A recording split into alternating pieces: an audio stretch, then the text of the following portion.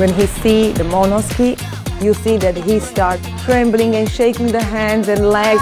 Then he is getting so excited because he is going to do sports. Je to náročné s ním, je to 24 hodín denne, 7 dní v týždni, neustála starostlivosť a ten šport a tá radosť, ktorú on prejavuje, tak robí radosť aj nám. A ja mám lyžiarsku školu, takže tam to bolo prirodzené, že sme s Miškom skúšali najskôr na lyžiach. Postupne sme si povedali, že kúpime Miškovi tiež takú monoski.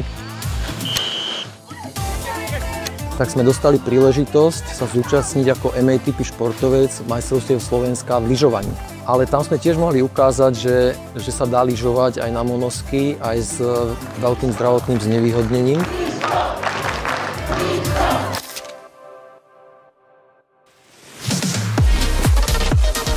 For the first time ever at the World Winter Games in Turin, we're going to see a showcase of MATP alpine skiing.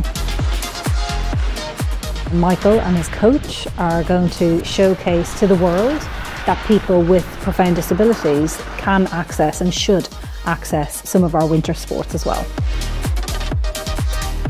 This is the dream come true because when we were speaking in 2019 and there were those questions from parents like, can those athletes come to the games?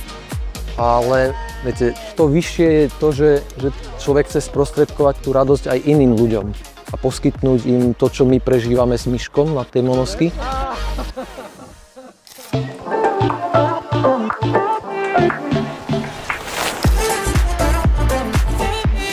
Svetové hry špeciálnych olympiád sú pre nás v podstate vyvrcholením nejakej dlhodobej práce a tešíme sa.